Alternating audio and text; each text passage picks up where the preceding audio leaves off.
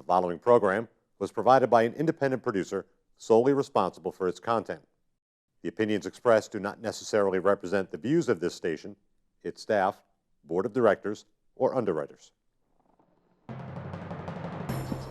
Every day, citizens around the country are faced with new dilemmas that affect them profoundly.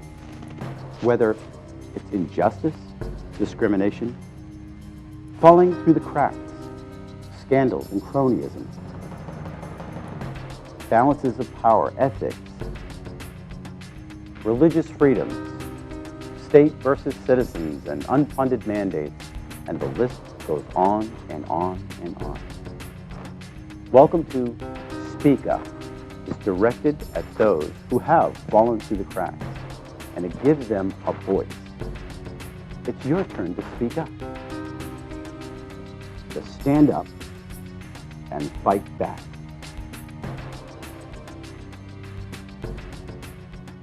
Welcome to Speak Up. I'm Kevin Avard, your host. Today, again, we're going to revisit a topic that we have visited before, another issue with the family courts. The question about the family courts is, does this organization actually serve the people of New Hampshire? Today, we're going to be talking about a domestic violence situation where an individual was married, she had some children, and she got divorced. She got remarried to a police officer. The police officer eventually became very violent, and not once, not twice, but on a number of occasions. The police officer was convicted of the domestic violence, and this police officer went to jail. But somehow the family courts made the victim pay the police officer, the person who perpetrated the domestic violence, a financial obligation. Today, we have Tonia Kennedy. And Tonia, I want to welcome you to the show. Thank you. And I know it's hard to talk about situations like this. And just for the record, the police officer, is she still in jail? No, she's been released probably about 2 years ago. Okay. And also, you know, we're going to be talking a little bit about Lyme disease because you have a health issue at this point too that you're struggling with through this entire period of time. Yeah. But did I describe that accurately? You were married, you had some children, and that didn't work out, obviously, and you got remarried. Correct. And to a police officer, and not to disparage the police, but this person is there to protect the public. Correct. And instead of protecting the public, the personal life became very difficult. Exactly. Can you describe what that happened? Yeah, what happened was we were married for roughly about 2 years when she started becoming more and more physical with me. Mm-hmm. And a lot of it was related around when she was drinking or when she didn't get her things her way. She was very controlling throughout the whole marriage. And it became one night where she became very violent towards me. And my children were there to witness it, my 2 youngest children, and they had friends there as well. And she came after me, threw me to the floor. I ended up landing in the bathroom. I had to yell to my son, thank God he was home at the time, and my youngest daughter to come get her off me, that she was on top of me. He came, he picked her up, and we held her for roughly probably about 15 seconds. And then finally, once she had cooled down, and he's a strong kid. He was a football player at the time. Mm-hmm. So this kid is very, very strong. And then she went upstairs, and he was so scared, he ended up calling 911 3 times. Really? Yes. And he told me, Ma, if you don't get her out of this house, I am not staying here. I cannot stay here with her in this house.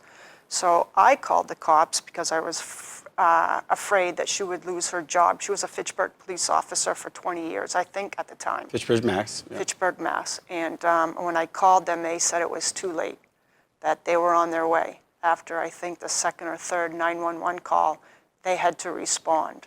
And they knew it was a domestic. And when they arrived, I believe they came upstairs, and I don't know if you want me to go in detail. Yeah, you can just briefly, Yeah, basically what happened was 2 cops showed up from the town of Ware, and another statey later showed up from the state police of New Hampshire. And they ended up, she gave them a real hard time, so they ended up arresting her in handcuffs, pulling them out into the cruiser, and then later transported up to the police station up in Ware, New Hampshire. And obviously, you were going to be asked to press charges? I was asked to file a domestic violence restraining order against her, and then I kind of was in limbo, about it. And then finally, I didn't really have to do anything because the state was so involved with it, the state officer, state police, that they actually pressed charges against her for domestic violence, resisting arrest, and criminal mischief. Interesting. And now, was this the first episode, or was this the first one that... This was probably the second, maybe third, that my children had witnessed. This was the first one that was, where police actually were called in. Right. And so, obviously, the state took over, and Right. she got convicted. She did get convicted. First, she got convicted in district court, and basically they just gave her a spank on the hand because they knew that she was going to lose her job if she was convicted of domestic violence, and she got convicted of all 3 charges in district. And then later tried to, she appealed it in Superior Court and had a jury trial, and was later convicted there and sentenced, and was also given some other restrictions where she had to attend domestic violence classes and also some type of AA program for her drinking. Because she was obviously intoxicated. Exactly. Were you forced to testify in that hearing? Yes, I was forced to testify in my son, and I believe there was 2 other police officers and the state trooper. Now, there must have been some pressure on you at this point. There was a lot of pressure from Joanne. She kept on trying to get back involved with the marriage, basically trying to have me invoke, I guess, my marital rights in district court, which were never part of anything in New Hampshire, and then later tried to have me plead the Fifth Amendment, which I refused to do due to the fact that I wouldn't purge myself under oath, nor would I throw my own children under the bus, seeing as he actually pulled her off me and witnessed the whole thing. Right. So, I don't know if that's trying to tamper with the witness as well, but... Right. So, right. Right. She offered some things to my son, saying that, if we get through this, Ash, I'll give you this, or to me, if we get through this, I'll get you the car that you really wanted. And also in an email, I saw her trying to file a lawsuit against the city of Fitchburg. And that was also one of the promoting factors for why she wanted me to try to plead the Fifth Amendment so she could get her job back and then go sue the city of Fitchburg. And in that letter, I saw that she tried to claim that I came after her. I was the one that came and assaulted her and the one that was intoxicated after she was prosecuted, not prosecuted, but convicted in district prosecuted court. and convicted, correct. Right. Now, we're talking about the family courts, Correct. and the question is, did the family court, if you want to call it that, which it has been labeled, how did it serve you in this whole process? It served me like there was no justification in that. There was no weight on my side in regards of the domestic violence or her intoxication on a daily basis. Mm-hmm. And so this homestead was your homestead? Correct. You own this property? I owned this property prior to our marriage, like 5 years. Okay. Mm-hmm. And so she married into this? And she married into this, right. There's a question of financial obligation, though, that you seem to be burdened with because of the court's decisions. First of all, did you have a judge or did you have a marital master? I had a marital master. Who was that? Philip Cross. Mm-hmm. He was the marital master, and the judge that signed off on him was Michael Ryan.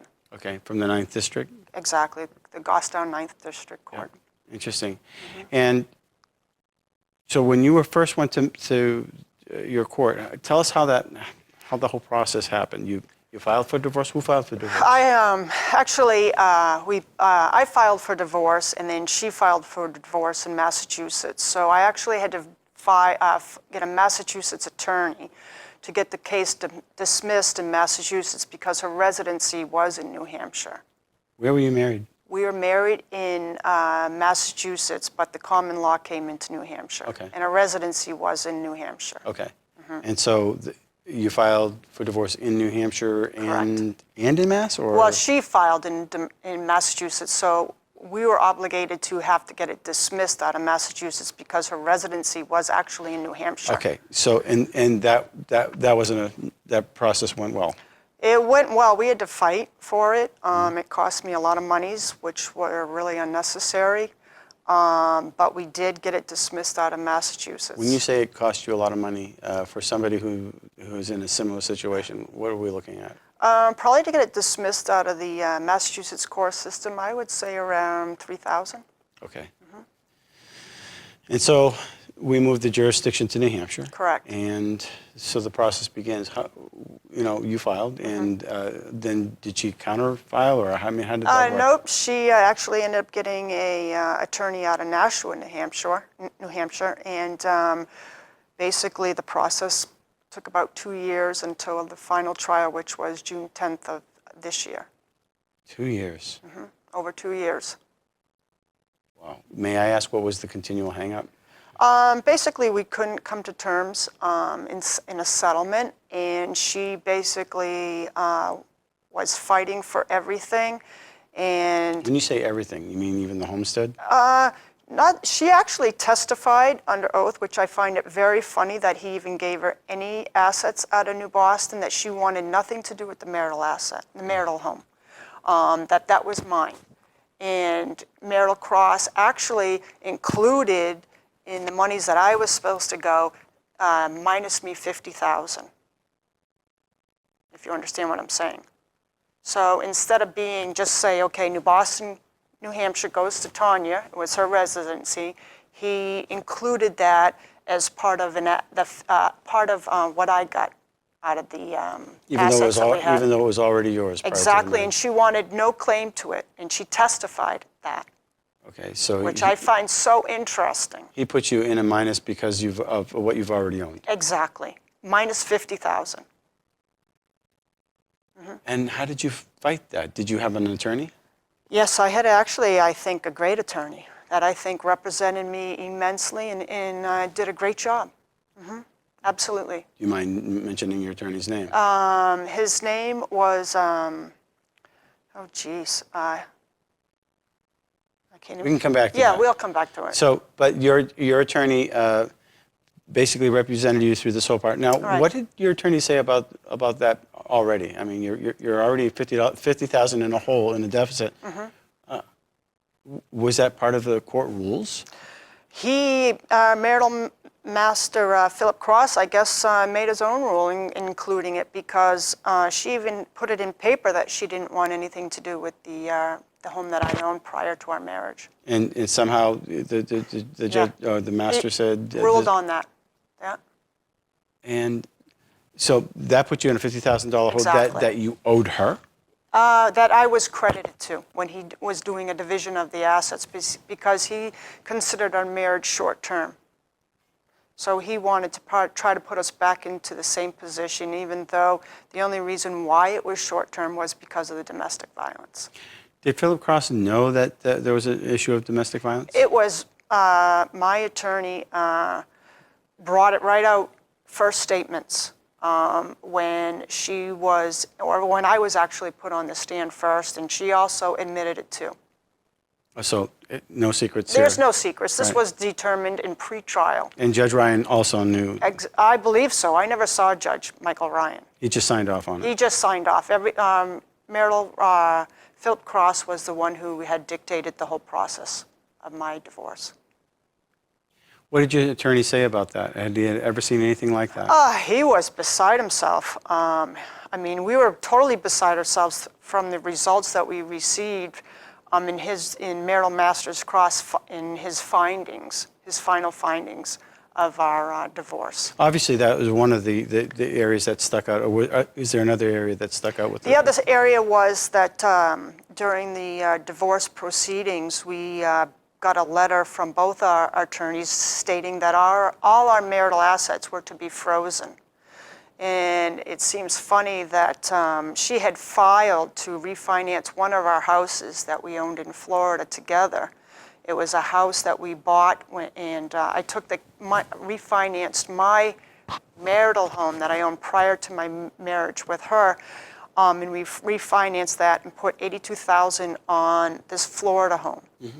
So not only was I paying interest on this Florida home, but I also put $82,000 towards that home that she actually is living in now. And she moved down there over, I think, a year and a half ago, 2 years ago. And That purchase was based upon the equity in your home that you're in now. Exactly. And during the period of time where assets were supposedly frozen. Be frozen. And that wasn't considered part of your $50,000 deficit, if you will. That was monies that she basically refinanced the house in Florida without me knowing it, behind closed doors. on your equity. On my equity. Refinanced that home for $25,000 and purchased a Jeep. And she also claimed under testimony that she was paying her attorney out of these proceeds, $500 a month, and used it for miscellaneous home spendings. So you're out of the equity. You're in addition to that, then $25,000 plus $4,000 in closing costs, so $29,000. in addition to that, there's the $50,000 in a hole that the court's already set you back as well. Exactly. So on Yep. top of that, so in other words, the court's rewarding this individual for the violence by giving giving her all of your assets, Right. and equities to even get out of the hole. Well, and not only that, Kevin, is the fact that she's been out of the marital home that we lived in New Boston, which was my home prior to our marriage, and I paid for everything for the last 5 years. I'm talking mortgage, taxes, home expenses, home insurance, everything on the home in New Boston. And in the process of our separation divorce, I purchased a third home on my own. It was a bank-owned property, and like I said, she was trying to wheel me back in for this pleading the Fifth Amendment for her to get her job back. That's all she wanted. It wasn't the marriage, it was her job, was her main focus. And gave me $12,000. Other than that, I purchased that house on my own, borrowed $19,000 from my parents, and probably put about $35,000 into it alone to put it up to where its value is today. And the judge gave her half of the equity out of that property as well, which to me is mind-boggling because she never paid a mortgage on that property, taxes on that property, homeowners on that property, or anything to do for home improvements. The only thing she did was give me $12,000, which I had no problem giving her back. And you gave it back to her? Well, the court basically awarded her to keep an additional, she gets that money back to 12, plus half of the equity out of that property, too. And so you're strapped with that as well.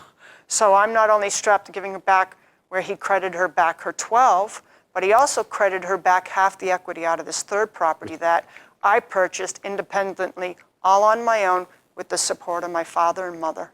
Plus we have the property in Florida. And we have the first property in Florida that I purchased, that we actually purchased together off a refinance of the first home, which is in my New Boston home. Did she have to fill out a financial?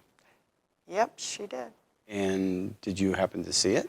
I briefly saw it, and she claimed basically that she was basically the mortgage that she was paying on the house that she lives in now in Florida was $40,000, and that was the only thing she was liable for through the last 5 years of our marriage, and I've been paying on everything. And she was gainfully employed too, wasn't she? She was actually gainfully employed when she was in New Hampshire after her termination as a police officer, and she also was getting her pension as a police officer, which I guess they allowed her to receive. Who was her lawyer? It's Robert Shepard out of Nashua. And so when you're faced with all of these setbacks, your lawyer is saying, what is going on here? Well, I mean, he couldn't believe it. I mean, we thought for sure, at the least maybe, I don't even know, probably 37, maybe 50,000 that I was looking for. At this point, I just wanted the divorce to be done so I can get better with my illness. I'm going to lead into that. So now, on top of all of this, of course, you've come down with Lyme disease, which, some say, it can be treated, but I haven't heard of any cures yet. I've known some people that have overcome. They might still be in their system. They're living pretty decent lives, but it can be extremely debilitating. Right. And I was diagnosed last July in 2015. And I've been out of, last July 2014. And here it is July of 2015. We're going into September. And I've been out of work ever since. May I ask what kind of work you?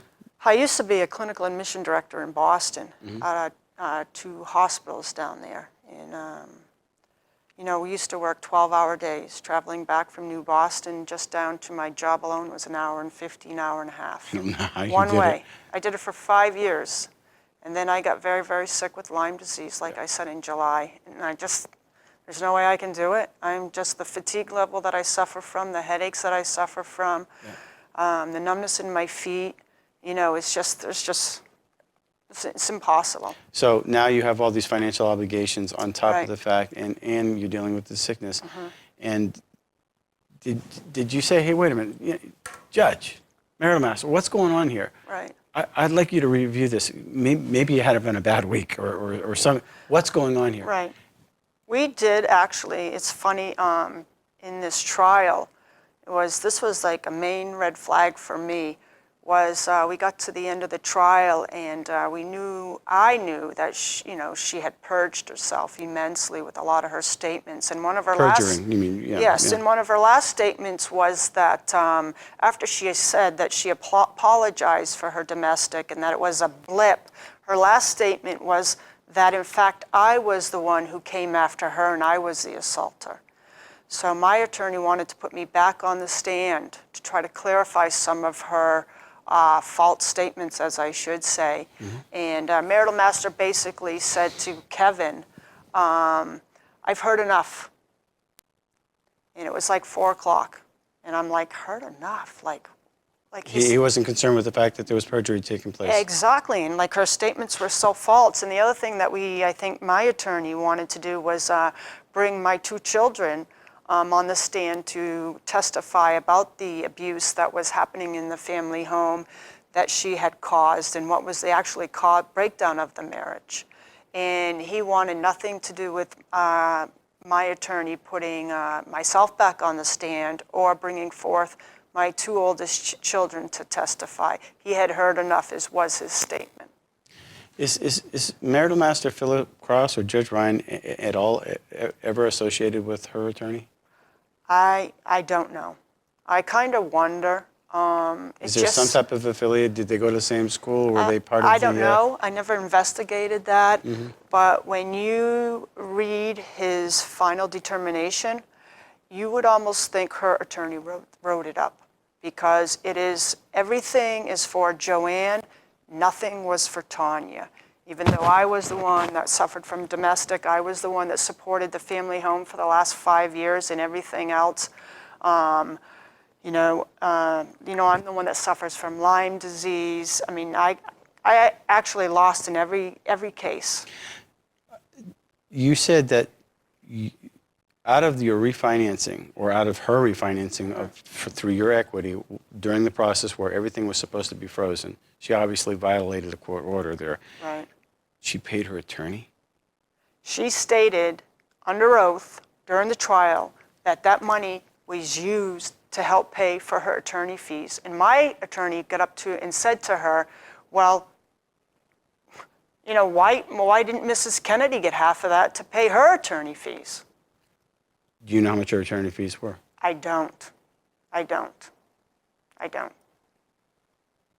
You know I haven't even... So is there a process to appeal? Did you appeal it? Actually, we did a motion to reconsider on basically, like, I don't even know, it was almost probably like 16, 17 different things. And basically all I got back, or my attorney got back, was a cover letter from the 9th District Court saying denied. Signed by? Michael Ryan, Judge Michael Ryan. And I don't even know if nothing was explained, why anything was rebutted or disputed or anything. It was just denied. And if you do the math correctly, even if you split everything 50-50, I still would have been in the positive. They're almost, you know, we've been talking about this for some time with the court systems, and every case is a little different, but there seems to be a common theme. There's a 10-year, and there doesn't appear to be any consistency. Right. With the Jared Stevens case, and I'm just going to throw that out there. I actually went to that hearing, and I listened to Honey, what was her name? They were being they were doing it over the internet, the hearing. She perjured herself at least 9 or 12 different times. Right. Judge Ryan had to be recused, and another judge was listening to it, and I was listening to her, and I saw the witnesses, and she was gainfully employed. She declared not to be. It was just a number of different things. So I thought, wow, Jared, you know, because he was pro se at this point, and if you're pro se in New Hampshire, you're basically a despised litigant. Right. So the bottom line is that went to 2 other judges who just signed off on it, nothing. Right. And they told Mr. Stevens, if you put up a fuss, well, you'll be considered a deadbeat dad, and we'll charge you with abandonment, according to Mr. Stevens. So the problem is that they'll punish you for speaking up. Correct. And I believe that's a criminal enterprise. And I do not believe the family court systems serve people. Based upon what you told me, are you going to appeal again to a higher court? Yeah, I'm in the process right now. We're going to appeal this to Supreme Court. Do I think it's fair that I have to appeal it to the Supreme Court? Absolutely not, because now I'm looking at probably another $20,000. And who's going to absorb that cost? I will. Right. You know? And will you be reimbursed for it? And that's the problem with our justice system. It goes to those who seem to have money, or even if you have money, they seem to take it away from you. What will the Supreme Court do? Right. Are your civil rights being violated here? I believe so. That question keeps coming up over and over and over again. And the question that we had a conversation, and I'm thinking, well, is it time for a class action suit? Right. You're not alone. Thank you. And I think what we're hearing over and over and over again is people, they go through this process and they get beat down, they get beat up financially, and they're afraid to move. And it's our court system that is turning a deaf ear to this. And they're allowing this to happen over and over and over and over again. It's time New Hampshire does something. I'm talking to people in both parties now. They're starting to understand. Right. Good parents being separated from children, people being separated from their assets, and there's no consistency with the rule of law. Right. So when you made your appeal, you got denied. No explanation. Right. And so you took that to your lawyer, and what do we do with this? Did he say we need to go to the Supreme Court now? Oh, absolutely. When he didn't get anything back, and I don't know what he was expecting when he did the motions to reconsider, but he said that basically that we have to go to the Supreme Court. There were too many unethical things, and it was too lopsided. When you say unethical, I mean, basically, we're just going to reiterate what... My terms were very much unethical, you know. Basically finding her, like, you know, there was what's the terminology that I want to use for it? I can't think of it right now. But she violated court orders. She violated court orders. It was a domestic violence case. And she was rewarded for it. And she was rewarded knowing that, that I had paid for everything in the last 5 years, everything, and was still being granted half of everything. And under oath, she even swore that she wanted nothing to do with the property that I'm currently living in. The one that she just basically leveraged you with. Exactly. And he awarded her with, putting me behind $50,000 in the credit department on my end. And the fact is that at the time I had my home listed, and I am can't even get $20,000 profit from it. So I'm behind another $30,000 because it can't sell at the value that he had determined at. Did she flee the state? Is she gone? She actually lives in Florida now, and she left 2 years ago. In the same home that you owned? Yes, in our first home that we purchased in Florida, with her girlfriend, who actually was in another interesting case. In her financial affidavit, if it asks if you're getting any support, financial support, her girlfriend has a full-time job, and she claimed that she was getting no financial support from anyone for her electric bill, her food bill, or nothing. And my attorney did a great job in representing me, and also got Joanne twisted behind the 8 ball in many instances, and that was one when she actually at the end came forth and said, well, yes, she was contributing to food and stuff like that. So you had a financial interest in that property down in Florida. It was basically yours. Well, it was ours, Yeah. and there was a lot of equity out of that house. There was almost over $100,000 prior to her refinance, and he only credited the equity from the time that she did her refinance, which put it from a $40,000 mortgage now up to a $69,000 mortgage, and only included the equity from $69,000 to $160,000. So there was another mathematical error. There were so many mathematical errors through this whole thing. I mean, I was very shooken by the whole deal. Well, we're going to follow up with this, obviously. We're going to follow your case as well. And again, you're not alone. There are other people out there. What is your appeal to the public? What do you mean by that? If there's a person out there going through something very similar, would you have done anything differently? Oh, would I have done any different? Yeah, I wouldn't have gone to Goffstown District Court. What court could you have gone to? You know what? I really don't know. Right. I didn't know the system was this, should I say, corrupt or lopsided, or I was dysfunctional. I was so innocent, so blinded by this, and now it's made a huge opener to me. I'm really doing some investigating, and have done some investigating in regards to marital master Philip Cross's history in the judicial system, the court system, and see it's not so pretty. And also have seen the history in Judge Michael Ryan, and has led me to investigate them not only where they are today, but where they have been in the past. And like I said, their past history is not something to boast about. Yeah, you wonder if are you entertaining a class action suit, if possible, if there were? I would absolutely be interested in. Well, on that note, we're gonna close out the show.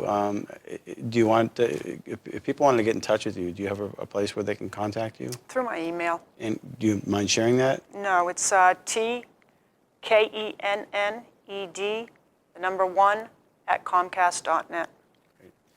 Tonia, I appreciate you coming on the show and sharing this, and we know that it's difficult to share your story, especially when you're obviously reliving the pain and all that. But it's time that people understand the family courts need to be dealt with. Right, exactly.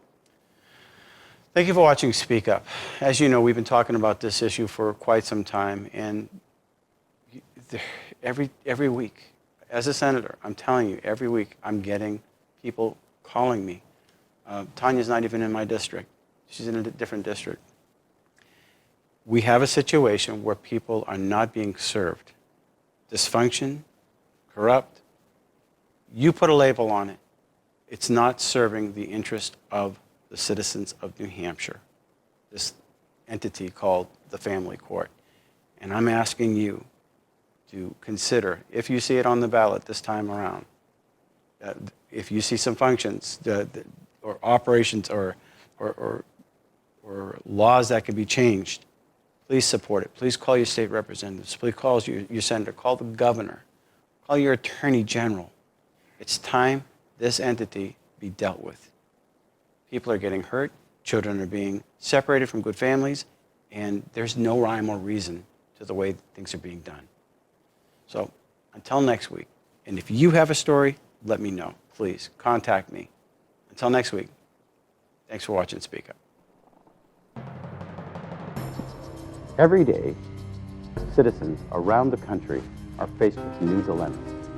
Dilemmas that affect them profoundly. Whether it's injustice, discrimination, falling through the cracks, scandals and cronyism, balances of power, ethics, religious freedoms, state versus citizens, and unfunded mandates, and the list goes on and on and on. Welcome to Speak Up. It's directed at those who have fallen through the cracks, and it gives them a voice. It's your turn to speak up, to stand up and fight back.